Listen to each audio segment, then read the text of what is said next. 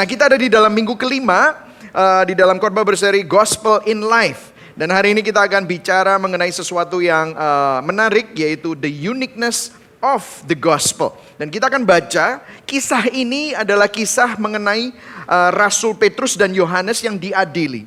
Dan kita akan baca ini dari ayat 7 sampai ayat yang ke-20. Dan kita akan menyelidiki, sebenarnya nggak terlalu banyak yang akan kita eksposisi. Tetapi kita akan melihat bersama-sama kisah ini adalah sebuah refleksi.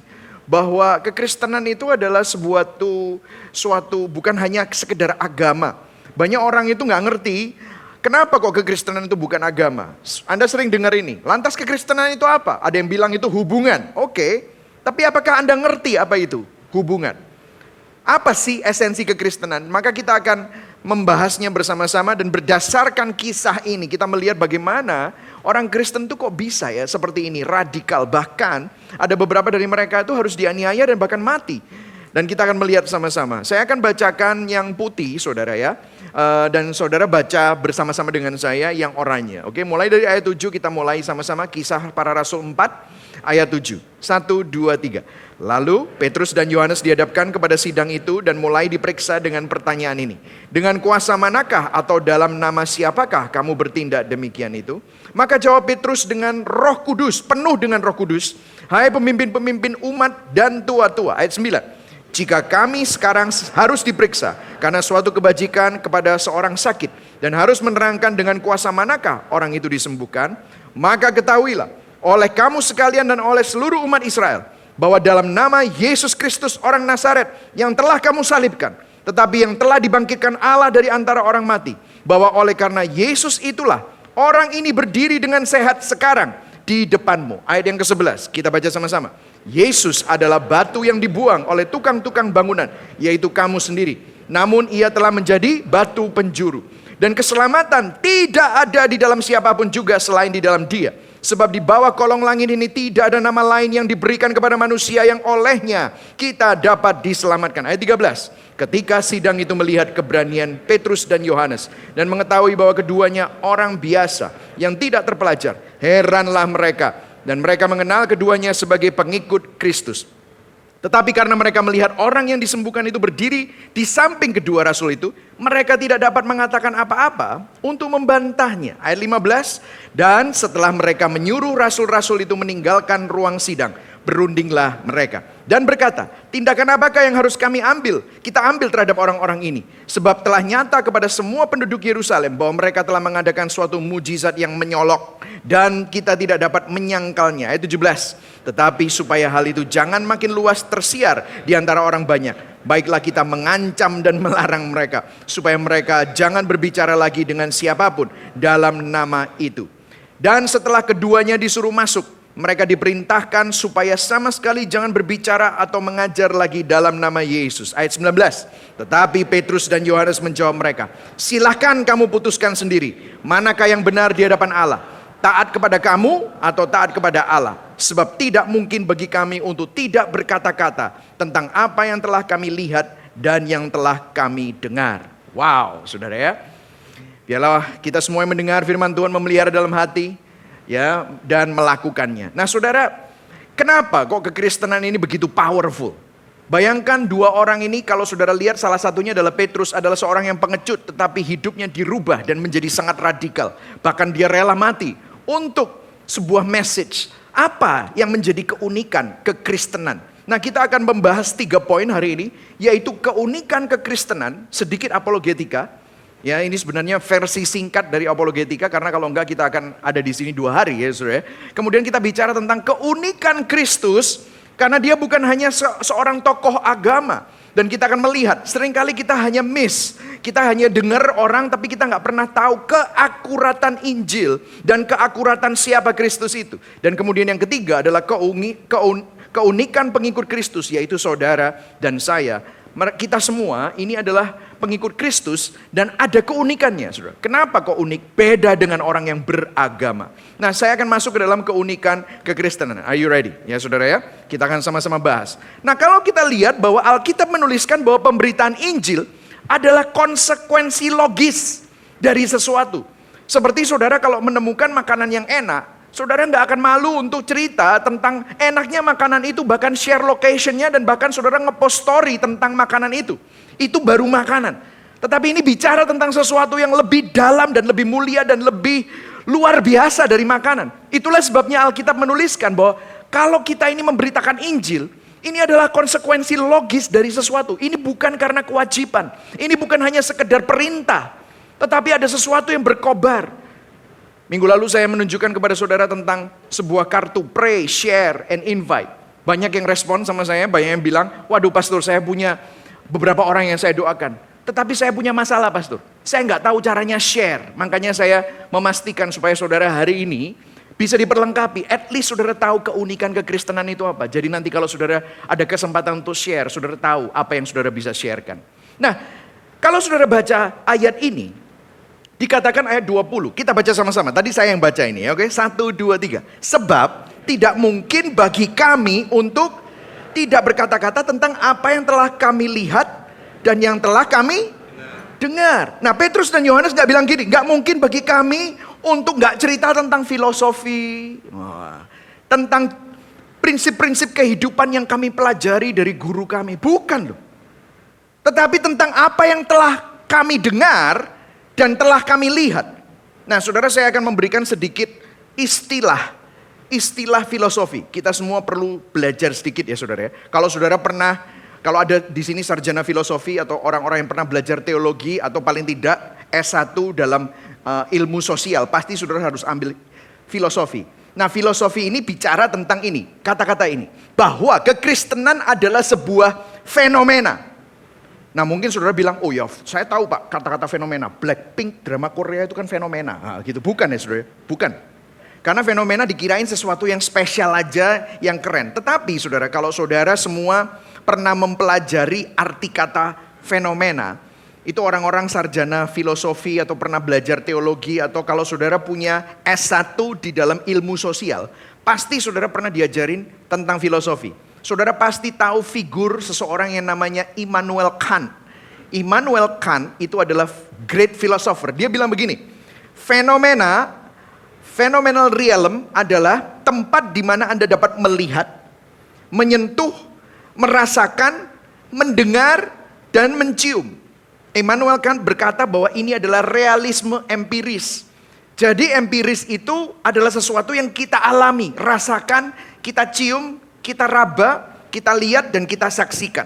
Dan ini, kata-kata ini, kalau saya cari kata-kata fenomena di Kamus Besar Bahasa Indonesia, KBBI mengutip Immanuel Kant. Dia bilang begini, hal-hal yang dapat disaksikan dengan panca indera dan dapat diterangkan serta dinilai secara ilmiah. Seperti fenomena alam, seperti tornado ya, seperti badai, gempa bumi, atau itu aurora ya yang ada di mana? Kutub Utara. Sesuatu yang luar biasa atau keajaiban, tetapi adalah fakta, kenyataan, peristiwa atau sejarah yang tidak dapat diabaikan. Nah, kabar baik Injil mengenai Kristus itu intinya mengenai suatu deklarasi peristiwa sejarah yang ajaib, yang didengar, disaksikan, dirasakan, dan dialami, sehingga membawa perubahan yang luar biasa bagi orang-orang yang mengalaminya. Nah saudara, kita perlu tahu bahwa ini sesuatu yang luar biasa, karena ini sangat kontras dengan agama yang menekankan apa? Filosofi, prinsip-prinsip, pandangan serta peraturan atau hukum agama secara ritual. Mungkin saudara bilang, loh pastor gini loh pastor, tapi saya mempelajari agama lain ya. Kalau di agama lain itu juga ada sejarah loh. Tokoh-tokoh dan pendirinya itu kan juga ada sejarah dan ditulis di dalam sejarah. Tapi saya mau kasih tahu kepada saudara bedanya di mana. Dengarkan saya, penting sekali. Bedanya, peristiwa sejarah di dalam agama lain itu mengkreditasi ajarannya. Tetapi ajaran agamanya itu harus dilakukan supaya orang yang mengikutinya bisa selamat. Nah, kekristenan bedanya di mana? Kekristenan itu kebalikannya. Ajarannya itu tentang suatu peristiwa. Dan peristiwa itu yang menyelamatkan. Nangkap saudara ya? Jadi kalau kita bicara tentang kekristenan, uniknya kekristenan itu ajarannya adalah tentang peristiwa-peristiwa penting yang menyelamatkan kita. Bukan tentang ajarannya. Nah, ajarannya penting nggak penting, tetapi ajarannya itu berdasarkan suatu peristiwa. Kekristenan pengajarannya justru berfokus pada peristiwanya. Dan mengatakan bahwa ajarannya sendiri tanpa peristiwa itu nggak menyelamatkan. Tetapi peristiwanya dan kejadiannya yang menyelamatkan. Nangkep ya saudara ya? Beda ya? Ini uniknya kekristenan. Nah mungkin saudara tanya, lah peristiwanya apa aja pastor? Nah mungkin saudara udah tahu beberapa. Tetapi saya akan jelaskan kepada saudara. Secara cepat saja ya, secara cepat. Saya nggak punya waktu banyak. Yang pertama adalah inkarnasi Kristus. Inkarnasi Kristus itu ya berbeda dengan agama. Kenapa? Agama adalah cara kita untuk mencapai Tuhan. Tetapi inkarnasi Kristus di Yohanes 1 dikatakan pada mulanya adalah firman. Firman itu adalah Allah. Firman itu bersama dengan Allah. Ayat 14-nya dikatakan firman itu menjadi manusia. Diam di antara kita. Bertabernakel di antara kita. Oh ternyata ini ceritanya adalah Tuhan turun cari kita. Tuhan menjadi daging. Tuhan menjadi manusia. Persis seperti fenomena tadi. Tuhan bisa dilihat. Tidak ada yang bisa lihat Tuhan. Tapi waktu kamu lihat Yesus, kamu lihat Tuhan. Kamu ketemu sama Tuhan. Kamu bisa meraba Tuhan. Kamu bisa mendengar Tuhan itu seperti apa. Tuhan menghampiri kita. Tuhan merasakan apa yang kita rasakan. Tuhan berkomunikasi dengan kita. Tuhan berelasi dengan kita. Makanya 1 Yohanes 1 ayat 1. Waktu Rasul Yohanes bilang tentang firman yang hidup itu tadi. Dikatakan begini. Apa yang telah ada sejak semula. Yang telah kami apa? Dengar. Yang telah kami apa? Lihat. Dengan mata kami. Yang telah kami apa? Saksikan. Dan yang telah kami apa? Raba dengan tangan kami. Tentang firman hidup. Itulah yang kami tuliskan kepada kamu. Ini fenomena. Agama bicara mengenai ajaran untuk mencapai Tuhan. Tetapi kekristenan bicara mengenai peristiwa. Di mana Tuhan yang masuk ke dalam dunia manusia yang berdosa. Tuhan yang suci, Tuhan yang mulia. Masuk ke dalam dunia yang rusak dan hina. Menghampiri manusia yang berdosa. Itulah keunikan kekristenan. Karena Tuhan yang menghampiri manusia melalui inkarnasinya. Bahkan lahirnya di mana? Bukan di istana tetapi di kandang. Di kota yang paling kecil. Bahkan waktu kelahirannya dikasih tahu kepada siapa? Orang yang paling tinggi statusnya, orang Majus. Karena orang Majus itu yang meresmikan dan mentahbiskan raja. Kemudian yang paling rendah yaitu gembala, najis. Gembala itu tidak bisa masuk ke dalam bait Allah. Kenapa? Karena megang kotoran binatang. Jadi yang paling mulia sampai yang paling hina mendapatkan kabar baik itu mengenai inkarnasi Kristus. Wow, ternyata keselamatan itu diberikan kepada semua golongan. Allah tidak memandang yang kaya, yang miskin, yang bangsawan maupun yang pengemis, yang najis pun dia juga ingin hampiri. Itulah keunikan kekristenan. Kemudian selanjutnya saya punya dua lagi, yaitu apa? Penyaliban Kristus. Kalau kita bicara tentang penyaliban Kristus ketika Yesus mati di kayu salib. Anak Allah yang mati di kayu salib itu bukan kematian yang normal. Ada gempa bumi, ada gerhana, kegelapan di siang hari, peristiwa kosmis. Tirai yang memisahkan antara ruang kudus dan ruang maha kudus. Sobek dari atas ke bawah. Ini yang terjadi. Kristus menyerap seluruh hukuman dosa. Dia menanggung dan memikul dosa atas dirinya sendiri. Bahkan kematiannya di kayu salib disaksikan oleh lawan. Nah saudara, kalau saudara baca di Matius 27 ayat 50 sampai 54. Ceritanya begini saudara. Yesus berseru pula dengan suara nyaring lalu menyerahkan nyawanya. Apa yang dikatakan? Kalau saudara baca di Lukas 23 ayat 46, saya nggak ada di sini saudara. Tetapi dia bilang begini. Ya Bapa, aku serahkan nyawaku ke dalam tanganmu. Terus habis itu, setelah itu ada gempa bumi, bahkan kuburan-kuburan terbuka gitu. Terus ada gelap gitu ya. Sampai terakhirnya di ayat 54. Ada seorang tentara Romawi yang menyalibkan Yesus. Terus dia ngomong gini, sungguh dia ini anak Allah. Nah saudara, orang Romawi itu bukan Kristen. Orang Romawi percaya dewa. Kenapa kok dia bisa ngomong seperti ini? Nah, nggak pernah lihat ya. Nah saudara mungkin pernah lihat kalau orang mati di sinetron-sinetron atau di film gitu ya. Nah, aku sebentar akan berpulang gitu kan misalnya gitu. Terus udah gitu sebelah, Papa gitu kan, wah ya, suamiku gitu kan. Gitu. Aku sebentar akan mati, tolong sampaikan salam, pesan gitu. Tapi dia nggak bisa ngatur kapan dia meninggal. Saya dulu punya seorang teman dulu di Seattle, dipanggil Tuhan. Dan waktu kita semua sama-sama menunggui dia sebelum dia meninggal. Karena sakit kanker, saudara. Dia mengutip kalau nggak salah Mazmur 46. Ya Tuhan, Engkau Allahku. Ya, terus dia ngomong terus, tapi nggak sempat selesai, meninggal. Tidak ada seorang pun yang bisa ngatur kapan dia bisa ngomong, aku serahkan nyawaku kepadamu. Apa yang Yesus lakukan? Dia nggak bilang gini, Bapa, aku serahkan nyawaku kepadamu. Bapak, aku serahkan nyawaku kepadamu loh. Kok gak mati-mati ya gitu sudah? Enggak. Kenapa kok orang Romawi itu bilang? Dia dengerin kan? Bapak, aku serahkan nyawaku kepadamu. Set, langsung mati. Seakan-akan dia punya kontrol terhadap nyawanya. Bapak, aku serahkan nyawaku kepadamu. Set, langsung mati. Gelap, gempa bumi. Langsung ada gempa bumi yang menyobek tirai di bait Allah. Dan juga kuburan-kuburan terbuka. Makanya dia langsung, semua orang takut. Wow, sungguh dia ini anak Allah. Jadi kalau kita bicara tentang penyaliban Kristus adalah peristiwa yang spektakuler. Dan bahkan bukan cuma hanya penyaliban Kristus, tetapi kebangkitan Kristus. Karena Yesus Kristus bukan hanya mati, tetapi Yesus dibangkitkan dari kematian. Dia bukan hanya mati suri. Saudara tahu mati suri? Cuman beberapa jam mati kemudian bangkit lagi. Kita sering dengar cerita itu. Ini mati 3 hari, saudara.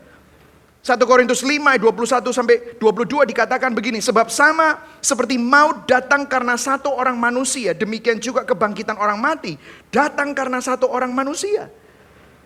Karena sama seperti semua orang mati dalam persekutuan dengan Adam gara-gara dosa, demikian pula semua orang akan dihidupkan kembali dalam persekutuan dengan Kristus. Jadi Kristus itu bukan cuma hanya menanggung dosa kita terus kemudian dibawa mati. Dia menanggung maut, menjalani maut, tetapi menang atas maut. Karena dia bangkit. Maka peristiwa-peristiwa inilah yang menyebabkan keselamatan bagi orang yang percaya. Bahkan hari ini saudara mendapatkan sakramen perjamuan kudus. Apa lambangnya? Apa yang dirayakan melalui sakramen ini? Tubuh dan darah, yaitu kematiannya dan juga kebangkitannya. Sakramen apa lagi yang kita rayakan? Baptisan. Itulah sebabnya kita baptis selam. Kenapa kok baptis selam? Karena waktu Anda menyelam di bawah air, Anda bersekutu dengan kematian Kristus. Dan waktu keluar dari air, Anda bersekutu dengan kebangkitan Kristus. Ini semua bicara tentang peristiwa. Inilah alasan mengapa kekristenan selalu misional. Karena lebih dari sekedar filosofi atau prinsip kehidupan. Ini adalah berita, kabar, karya. Karyanya Tuhan dan bukan karyanya manusia. Yang setuju katakan amin. Karena itu kalau kita bicara gospel, bahasa aslinya adalah euangelion. Euangelion itu adalah kabar baik. Gospel itu sebenarnya dari Old English Saxon. Jadi bahasa Inggris kuno, Saxon, yang artinya Godspell. Itu artinya God's good story. Adalah kabar baiknya Tuhan. Apa sih kabar baiknya? Jadi Godspell itu saya pernah khotbahkan ini di The Gospel, eksposisi kitab Roma. Godspell itu ceritanya begini, kalau misalnya ada 2 kerajaan lagi berperang. Karena ada satu kerajaan yang mengancam kerajaan ini. Apa yang terjadi? Rajanya langsung bilang sama pasukannya, ayo kita perang. Karena kerajaan yang satu itu mengancam kedamaian kerajaan kita. Jadi mereka pergi perang. Akhirnya apa yang terjadi? Rajanya menang. Rajanya menang, begitu menang, kerajaan yang satu yang mengancam itu dikalahkan. Kan yang mengirim kerajaannya yang di rumah itu, rumahnya, kan nggak tahu. Jadi apa yang terjadi? Begitu menang, lagi diberes-beresin menang, si pemenang sang raja ngirim utusan. Ngirim utusan kepada kerajaannya. Raja kita menang. Nah, waktu si pengirim ini pulang ke kerajaan, dia membawa gospel. Ini adalah the herald of good news. Pengkabar baik. Sang raja dan tentara yang perang itu sudah menang. Memberitakan kabar kesukaan, kabar baik bahwa raja kita sudah menang. Itulah gospel. Karena itu kalau kita bicara tentang gospel itu beda dengan agama. Karena gospel itu tentang kabar tentang apa yang Tuhan sudah lakukan untuk kita. Agama itu filosofi atau prinsip atau upaya manusia untuk mencapai Tuhan. Tetapi gospel bicara tentang kabar apa yang Tuhan sudah lakukan untuk kita. Makanya Tim Keller pernah bilang begini ya. The gospel is good news, not good advice. Wah, ya sudah ya. Injil adalah kabar baik, bukan nasihat yang baik. Karena kenapa? Kalau nasihat itu apa yang harus kita lakukan. Tetapi kabar, news adalah laporan apa yang sudah dilakukan untuk kita. Yang setuju katakan amin. Inilah keunikan kekristenan. Bukan good advice, cara supaya kita menang perang, bukan loh. Tetapi good news, perangnya sudah menang. Dimenangkan, sudah selesai. Itulah sebabnya saudara dan saya adalah orang-orang yang menang. Lebih daripada pemenang. Katakan, saya lebih daripada pemenang. Amin saudara. Itulah keunikan kekristenan. Dan bukan do. Loh pastor, tapi kan pastor bilang, kita ini perlu ibadah, perlu baca firman. Yes, tetapi bukan untuk mendapatkan sesuatu dari Tuhan. Karena kita sudah terima. Waktu kita ibadah, kita diingatkan akan apa yang sudah diterima. Waktu kita baca firman, itu bukan supaya kita mendapatkan berkat. Supaya ingat berkat yang terbesar yang kita miliki sudah dibayar lunas oleh Kristus. Jadi bukan tentang do, tetapi done.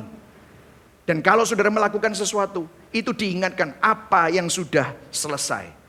Kalau saudara perhatikan, kekristenan, kalau sampai peristiwa-peristiwa tadi dihapus, kekristenan bukan lagi kekristenan.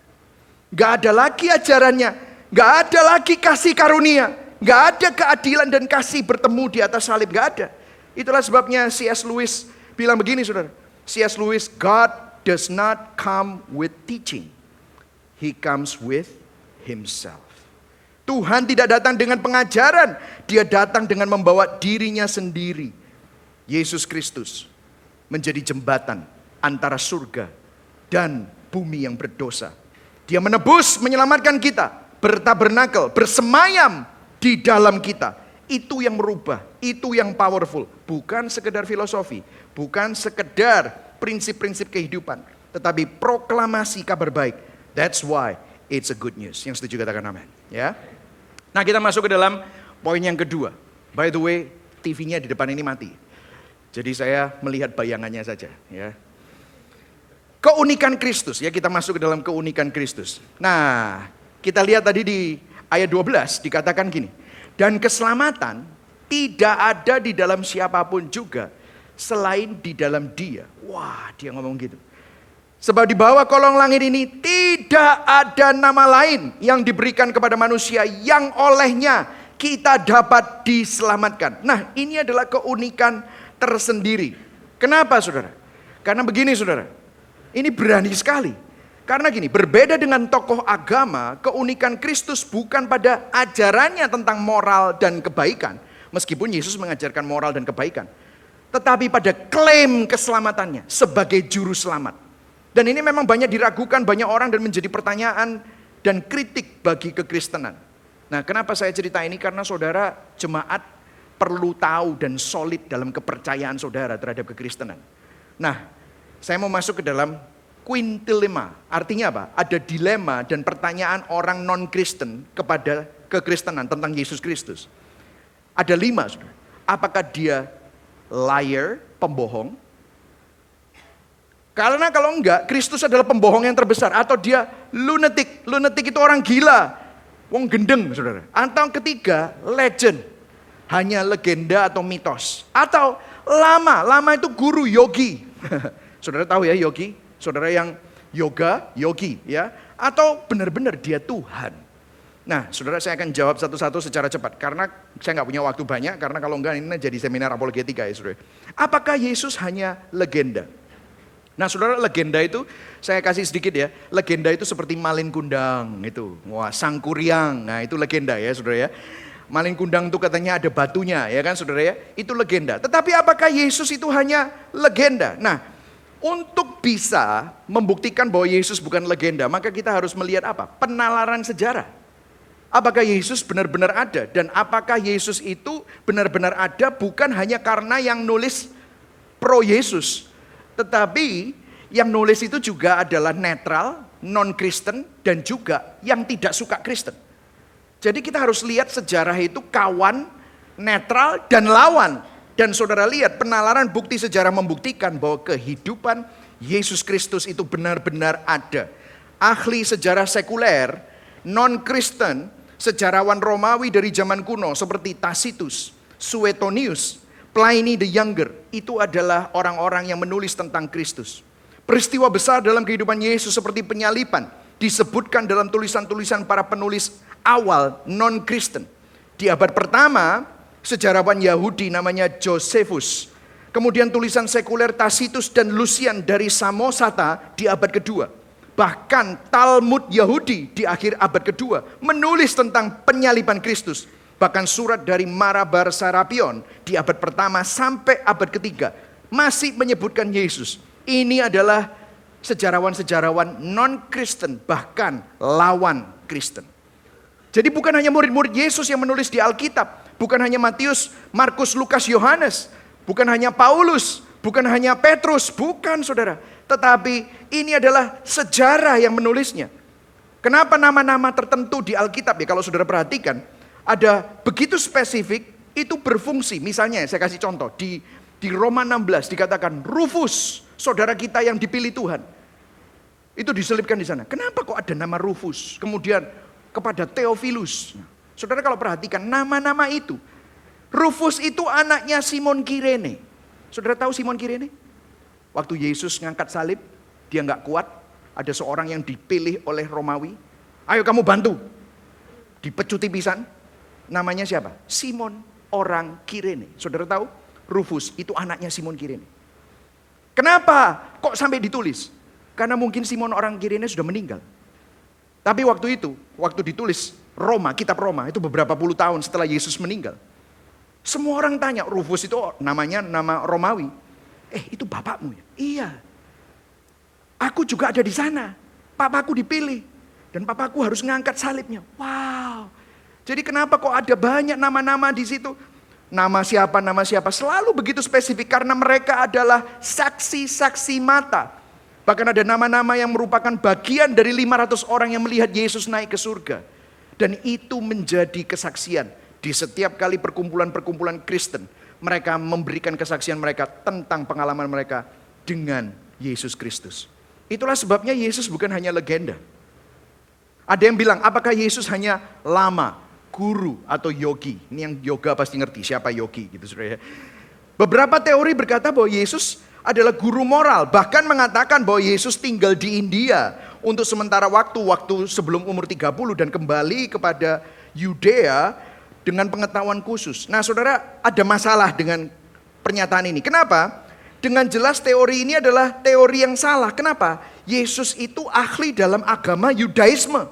Apa yang disampaikan Yesus bukan hikmat Asia atau India. Yesus gak pernah ngomong tentang karma. Yesus gak pernah ngomong tentang panteisme. Yesus gak pernah ngomong tentang prinsip-prinsip Hinduisme. Gak pernah saudara.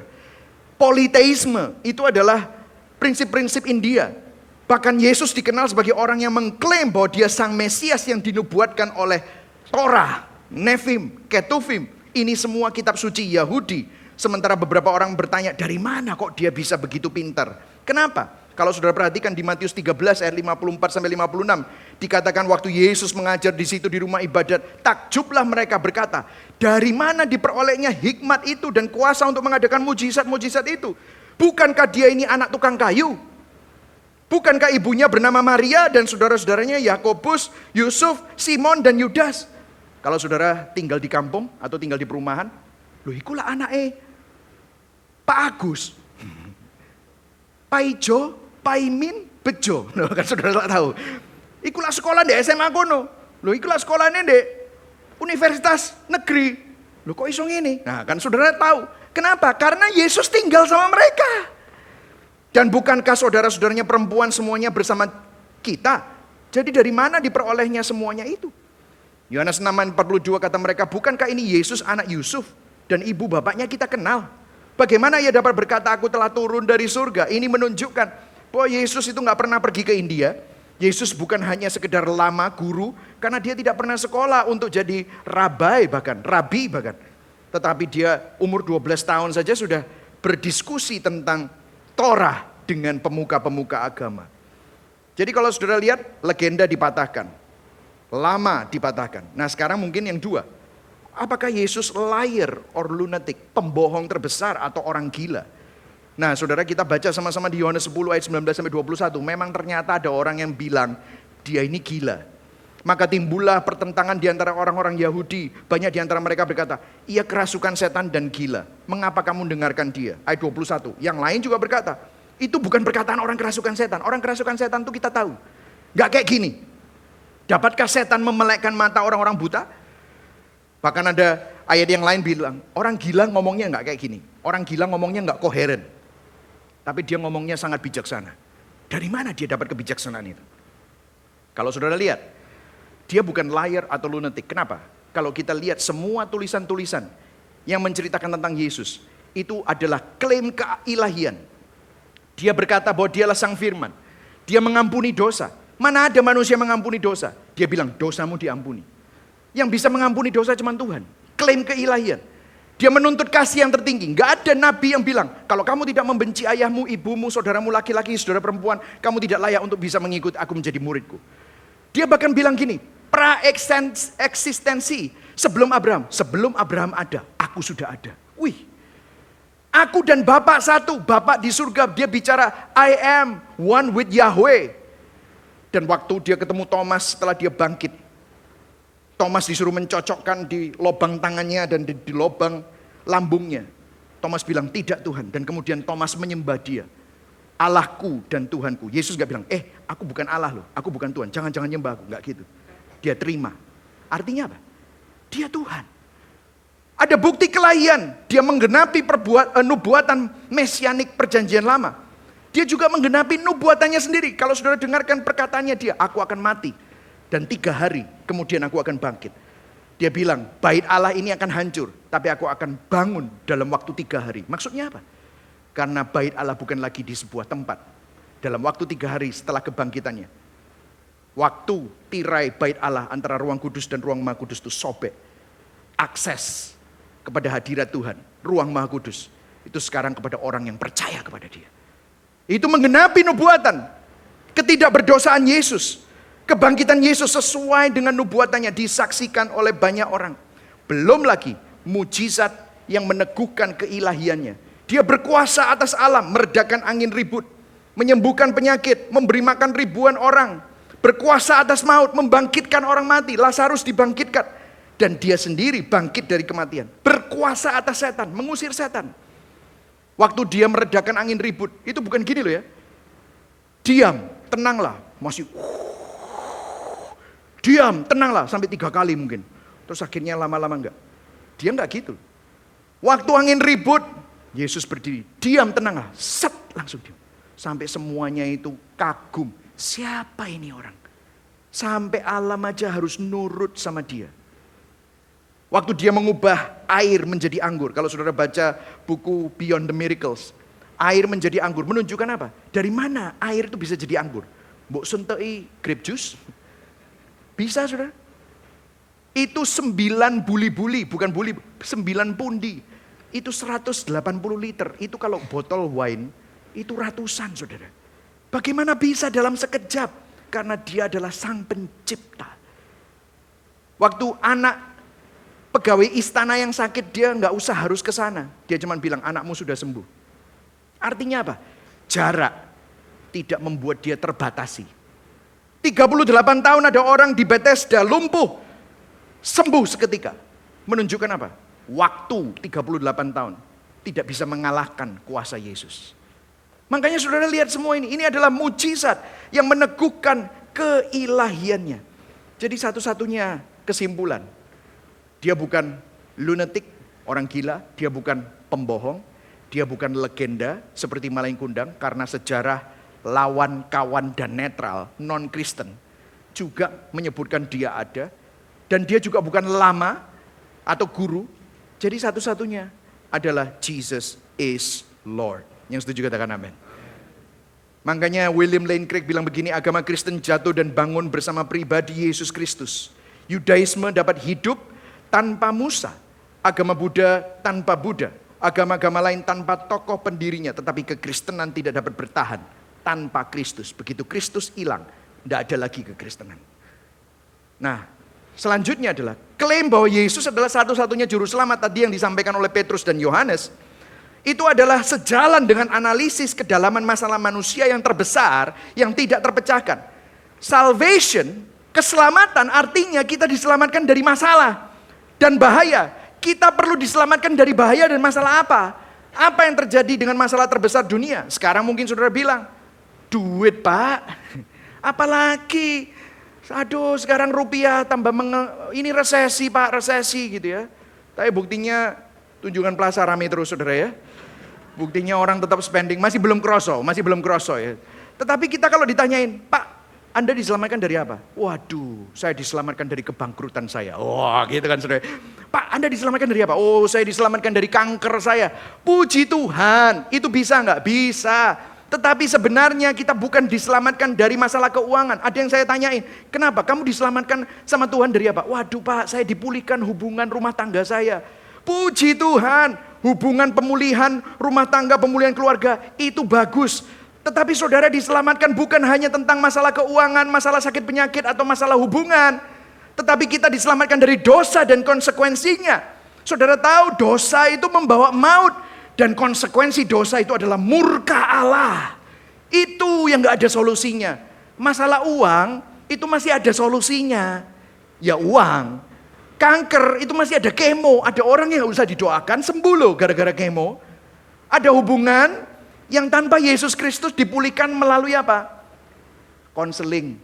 Konseling sama siapapun dan agama apapun itu bisa loh mengalami pemulihan. Meskipun mungkin belum tentu tuntas, tetapi masih bisa pemulihan. Tetapi dosa, murka Allah, maut itu gak ada solusinya. Gak bisa saudara menyeimbangkan dosamu dengan kebaikan. Karena dosamu tetap ada dan dosamu itu harus dihukum. Makanya Roma 6 ayat 23 berkata, upah dosa adalah maut. Roma 2 ayat 5, kamu menimbun murka atas dirimu sendiri. Dan satu hari murka Allah dan hukuman Allah itu pasti dinyatakan. Nah ini adalah keunikan tersendiri. Itulah sebabnya Yesus perlu datang. Itulah sebabnya Tuhan sendiri yang perlu datang.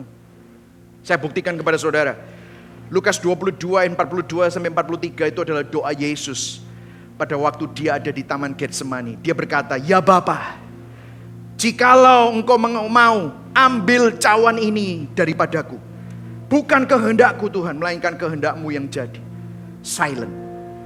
Bapak di surga enggak jawab. Datanglah malaikat menampakkan diri, memberi kekuatan kepada Yesus. Artinya apa?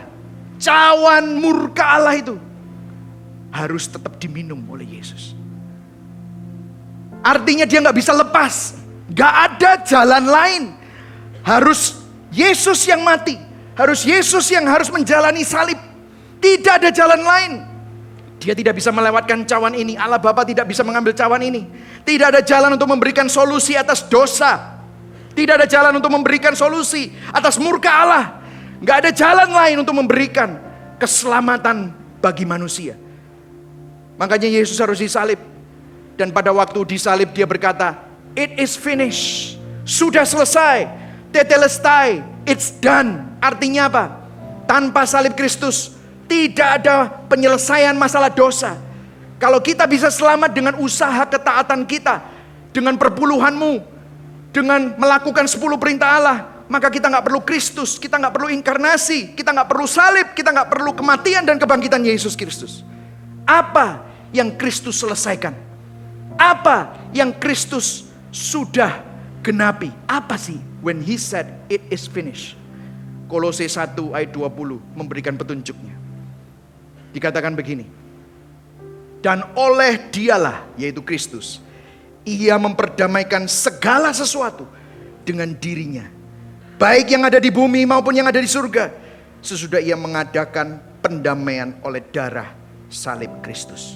Ayat 21, baca sama-sama. Kita sama-sama baca yang keras. 21, 1, 2, 3. Juga kamu yang dahulu hidup jauh dari Allah dan yang memusuhinya dalam hati dan pikiran seperti yang nyata dari perbuatanmu yang jahat. Ayat 22, sekarang diperdamaikannya di dalam hidup tubuh jasmani Kristus oleh kematiannya untuk menempatkan kamu kudus dan tak bercela dan tak bercacat di hadapannya. Disinilah Injilnya, melalui karya salib Kristus untuk mendamaikan diri kita dengan Tuhan. Kita ini musuh-musuh Allah. Sang anak Allah harus menjadi musuh Allah dan menanggung hukuman Allah, supaya saudara dan saya yang adalah musuh Allah menjadi anak-anak Allah. Yang paling dekat dengan Allah harus dijauhi Allah, bahkan terputus hubungan. Itulah sebabnya Yesus berkata, Allahku, Allahku, mengapa engkau meninggalkan aku? Supaya apa? Supaya kita yang sudah terputus hubungan dengan Allah karena dosa dapat memiliki hubungan lagi dengan Allah, kembali dekat dengan Allah. Yang tidak berdosa, bahkan tidak mengenal dosa, menjadi dosa, menanggung hukuman dosa. Yang benar harus jadi bersalah. Yang kudus harus dinajiskan di atas salib, supaya kita yang bersalah dibenarkan. Supaya saudara dan saya yang berdosa, yang najis, dapat dikuduskan. Status Kristus diperhitungkan. Kekudusan Kristus diimputasikan. Justification terjadi dalam hidup kita. Sanctification terjadi dalam hidup kita. Makanya saudara, ada sebuah buku yang berbicara tentang crucifixion. Dia bilang begini, saya langsung Indonesianya aja. Tanpa salib yang menjadi pusat dari proklamasi orang Kristen, cerita Yesus Kristus hanya dianggap sebagai salah satu kisah seorang figur rohani yang memiliki karisma. Yang menyebabkan kekristenan sangat berbeda dan unik dengan semua sejarah keagamaan yang ada adalah salib Kristus. Karena melalui karya saliblah natur sifat Allah itu benar-benar dinyatakan. Salib Kristus, kematian dan kebangkitannya adalah puncak the gospel, kabar baik Injil, di mana keadilan Allah ditegakkan secara sempurna. Karena dosa dihukum, tetapi yang menanggung dosa bukan saudara dan saya. Yang menanggung dosa adalah dirinya sendiri. Dan pada saat yang sama, kasih Allah juga dinyatakan secara sempurna.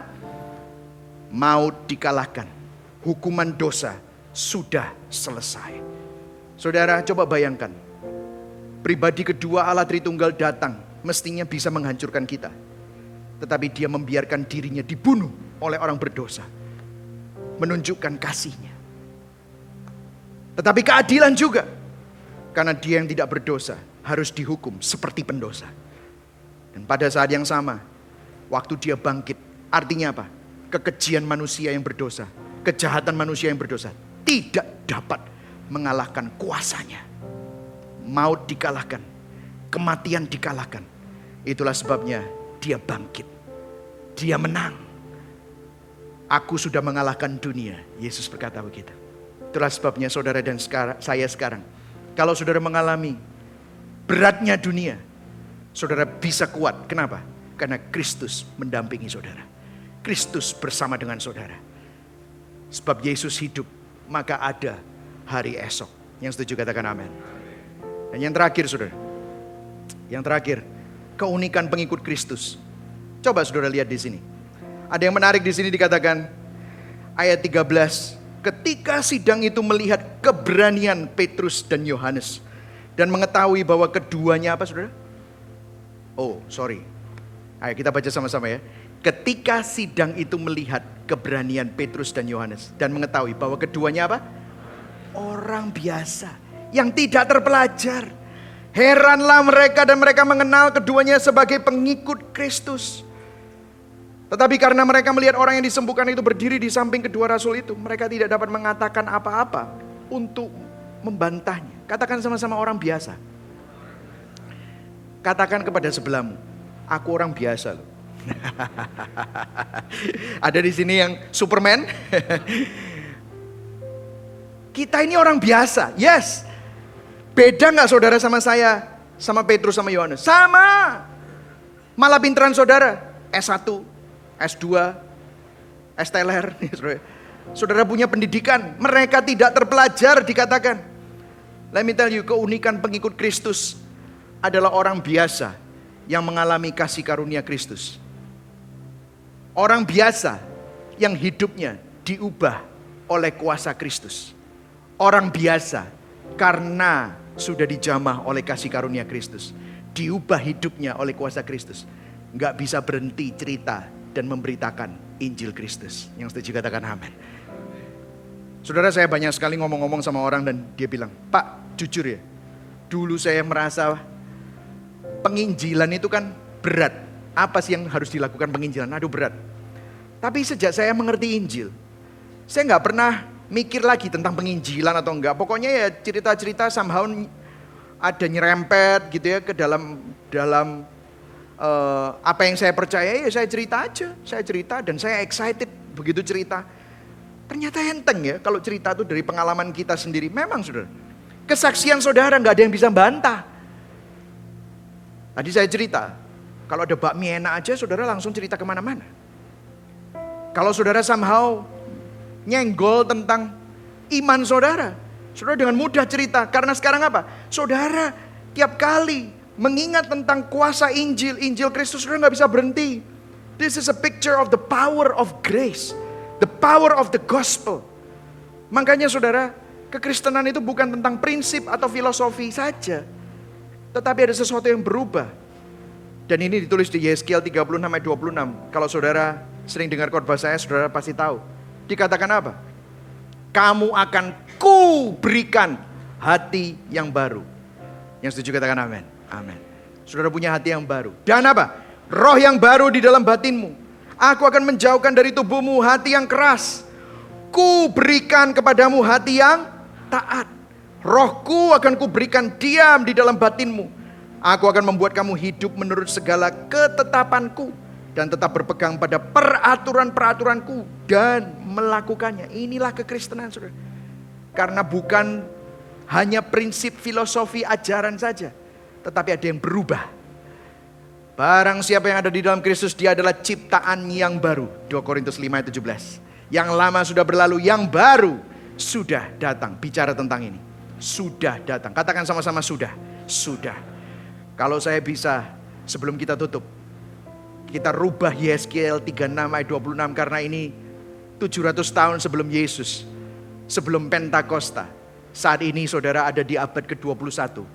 Saudara sudah mengalami yang namanya Roh Kudus. Roh Kudus tinggal di dalam hidup saudara. Artinya Yeskiel 36 ayat 26 itu sudah terjadi. Kalau saya bisa rubah seperti ini, kita baca sama-sama dan menjadi deklarasi kita sama-sama. Amin. 1, 2, 3. Kamu sudah kuberikan hati yang baru dan roh yang baru di dalam batinmu. Dan aku sudah menjauhkan dari tubuhmu hati yang keras. Dan kuberikan kepadamu hati yang taat. Rohku sudah kuberikan diam di dalam batinmu. Dan aku sudah membuat kamu hidup menurut ketetapan-ketetapanku. Dan tetap berpegang pada peraturan-peraturanku. Dan berikan tepuk tangan. Inilah yang Yesus lakukan. Amin saudara. Sudah, katakan sama-sama sudah. Sudah, amin saudara. Jadi pengikut Kristus itu uniknya apa? Lebih dari sekedar filosofi. Dan menjalani prinsip hidup. Hati kita diubah dari dalam keluar. Kuasanya, Roh Kudusnya memampukan kita dan mendampingi kita. Itulah sebabnya saya mau mengingatkan saudara, di Hikmat Amsal, khotbah berseri yang lalu, saya memberikan logika Injil. Saya ingatkan lagi. Pengikut Kristus pasti memiliki logika Injil. Bukan kamu yang harus, tetapi Yesus sudah. Maka aku bisa. Ayo baca semua dari sini ya. Atas ya. 1, 2, 3. Yesus sudah. Maka aku bisa. Yesus lebih dulu. Maka aku dimampukan. Yesus telah melaluinya. Maka aku didampinginya. Amin saudara. Hari ini saudara merasa gak mampu. No. Memang kalau kamu ngaku, kamu mau jujur, memang gak ada yang mampu. Itulah sebabnya Yesus yang melakukannya. Yesus yang menyelesaikannya. Yesus sudah, maka kita bisa. Yesus lebih dulu, maka kita mampu. Yesus telah melaluinya, maka engkau nggak pernah sendirian. Mari sama-sama kita bangkit berdiri. Saudara diberkati hari ini.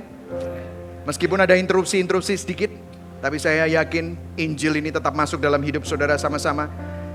Saya membacakan implikasi Injil ya. Karena Injil, saya mulai dari yang sini dulu. Dalam keadaan baik maupun buruk, kita nggak sombong maupun rendah diri. Karena kasih karunia-Nya lebih indah daripada keadaan kita, apapun itu. Amin saudara. Karena Injil, di dalam kedukaan, kubur yang kosong memberikan pengharapan. Maut sudah dikalahkan, kita menang. Karena Injil, di dalam penderitaan, salib Kristus memberikan kebersamaan. Kamu menderita, saya menderita. Yesus pun juga pernah menderita dan menang atas penderitaan itu. Karena Injil, di dalam pergumulan, kita tidak sendirian. Kita pasti mengalami kemenangan. Dan karena Injil, hati kita berkobar dan tidak bisa tertahankan untuk terus membicarakan Injil. Itulah pengikut Kristus. Mari sama-sama kita nyanyikan Christ is our hope in life and death.